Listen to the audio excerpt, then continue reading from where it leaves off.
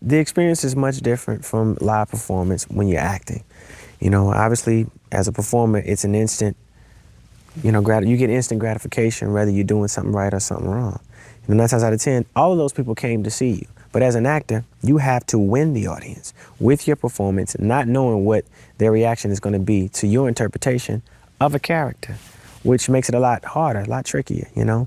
Broadway has a very magical way of blending the both of them, which I have a very great respect for it.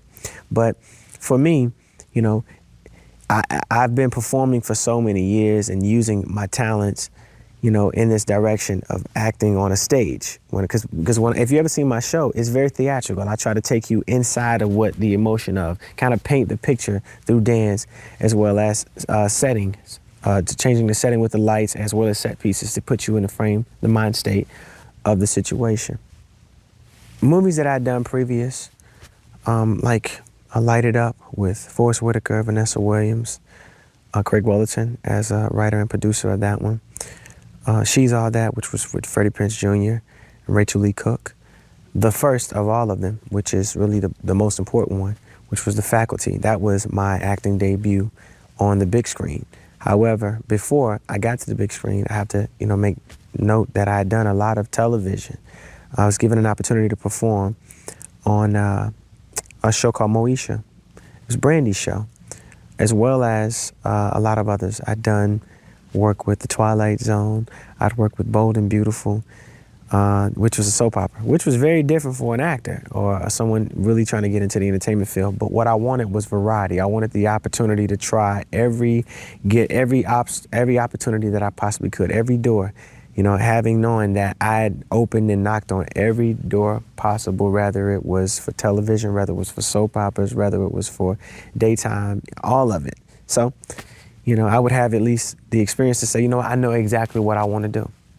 The people that I admire as actors I'd name, you know, people like Angela Bassett, people like Denzel Washington, Oprah Winfrey, Sidney Poitier. You know, and it kind of varies because I respect acting from two different aspects. Like entertainment is much different than the way it used to be perceived and the way it is now.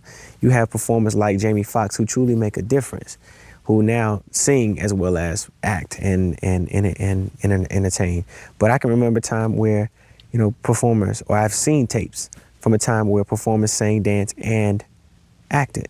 People like Gene Kelly, people like Fred Astaire, people like Sammy Davis Jr., Frank Sinatra. And, you know, I look to do more movies like that moving forward. I am Mr. Entertainment, man. I do it all. I played Darrell Williams, a young, fly DJ who has dreams and aspirations to have a record label where he introduces his artists and also produces the artists. In the midst of, you know, pursuing my dreams, I end up in a situation where I end up having a bodyguard, Dolly, who is played by Emmanuel Shrieky, Chaz Palminteri's daughter, who happens to be the mafia crime boss, the big guy. And, you know, the movie is truly about, you know, the obstacles of love that you go through. And, you know, you might not know where it's going to come from. You might not know when it's going to happen or who it actually is, but you eventually find it out. Sometimes you go through something to get to something in life. That's how love is, you know?